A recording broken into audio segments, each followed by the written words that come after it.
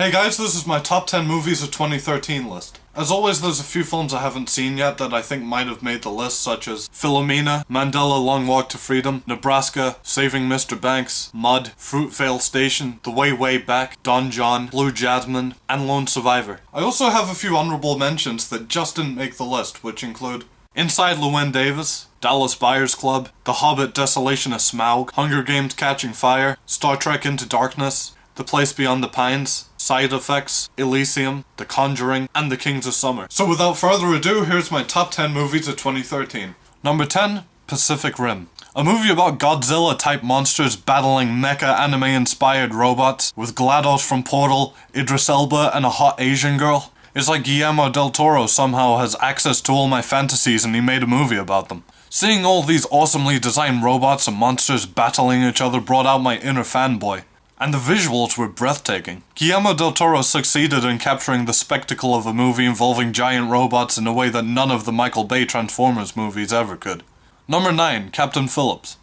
This movie was an intense portrayal of the real-life hijacking of a ship by Somalian pirates in 2009. The actors playing the pirates were intimidating as hell without being mindless stereotypes, especially Barkhad Abdi, who's deservedly nominated for an Oscar for Best Supporting Actor. But the real star of the show here is Tom Hanks, who gave an amazing performance, specifically in the last few scenes, which completely blew me away and left an emotional impact on me.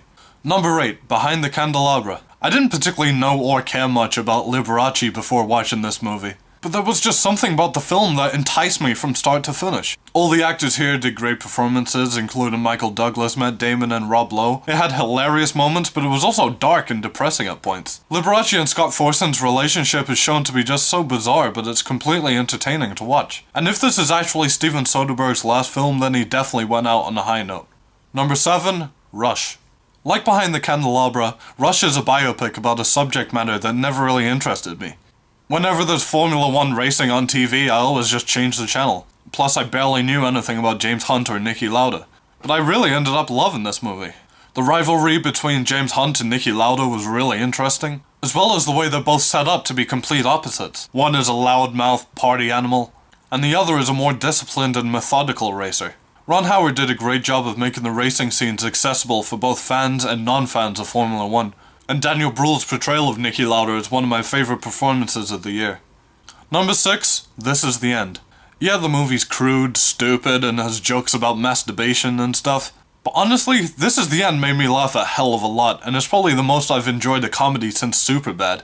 The premise of actors playing themselves is used perfectly here with subtle references and in-jokes to other movies they've been in. Seth Rogen, Jonah Hill, Jay Baruchel, Danny McBride, Craig Robinson, and Jane Franco were all hilarious.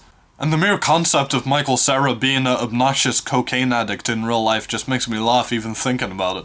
Number 5, Her.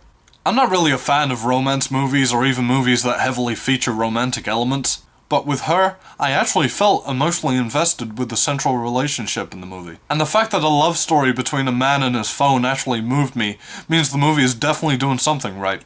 It's such a strange premise, but Spike Jonze was able to make it work in a film with heavy themes of loneliness, while also having humorous moments, and the movie really does make you think about the true meaning of love and happiness. Number 4, 12 Years a Slave. This was by far the hardest movie to sit through on this list. It really doesn't pull any punches in its brutal and disturbing presentation of the true story of Solomon Northup, particularly in the long-take lynching sequence. It's perfectly cast, with all performances here being outstanding. Especially Chiwetel Ejiofor, Michael Fassbender, and Lupita Nyong'o. It really is a haunting film that stays with you long after you watch it. Number 3, Prisoners. I love a good thriller, and this movie had everything you want in one. Intrigue, unexpected twists and turns, great tension, and a great character that you root for even when the morality of their actions starts to decline. Plus, great performances from an all-star cast.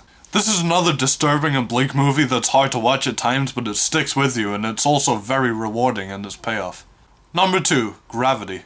The script of the movie might not be perfect, but Gravity excels in almost every other way. From the opening 13-minute long continuous shot, I was hooked. At one point, I was literally gripping onto the arm of the chair in the cinema I was in. It really is a truly intense movie. Even Sandra Bullock, who I'm not usually a fan of, did an amazing job. It's the most visually stunning movie of the year and one of the most beautiful looking movies I've ever seen. And the movie really does need to be seen in IMAX 3D to be done justice. Number 1, Wolf of Wall Street.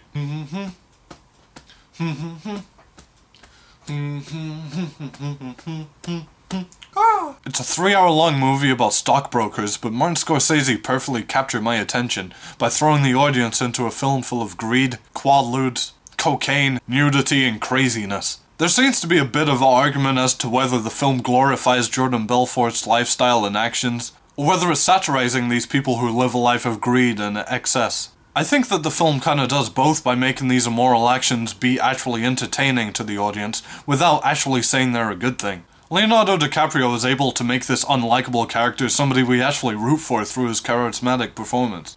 The movie is laugh-out-loud hilarious at times, and I think it's the best of Scorsese and DiCaprio's collaborations. So that's my list, those are my favorite films of 2013, and thanks for watching.